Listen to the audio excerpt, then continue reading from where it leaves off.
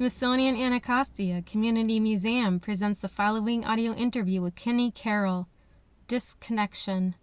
The interview takes place in Washington, D.C., where he is with United Planning Organization. The narrative is overlaid with photographs illustrating the landscape and events described. One of the things that occurred to us when we decided as part of our college prep program to incorporate STEM activities, when Tony and I got together, one of the first things we had to deal with is pretty much like all the panelists have said, we have kids who have grown up sort of distant from the environment that's around them. Even though they're affected by it, they are unconscious of it, and there's a disconnect with that. One of the things, Tony, on one of our first trips to Sandy Springs, where you took kids up to Maryland to show them where the Anacostia bubbles out the ground, when I wrote about that as a writer, one of the metaphors that I kept going back to in the poem I wrote about that day was sort of kids being reconnected with their mother,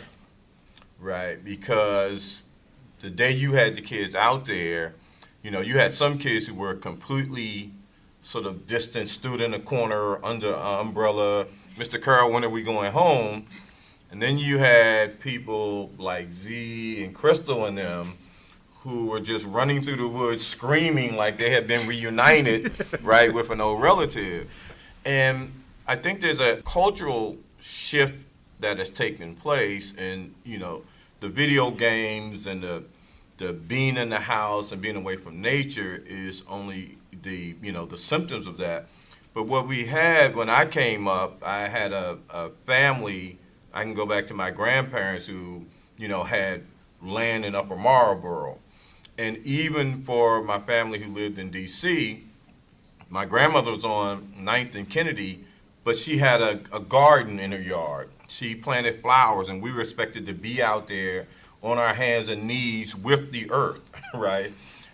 In addition, I grew up in public housing, and over here Congress Heights, and then later on Montana Terrace in Northeast, and you had a 4x6 plot of land in front of your front yard, and my mother grew flowers in every bit of that, so there was always a time when you were expected to be connected to the earth, and that has changed for a lot of our children. And there's that Lauren talked about. There's a big disconnect with them, and so it's a culture shock when they get out in nature and have to enact with that.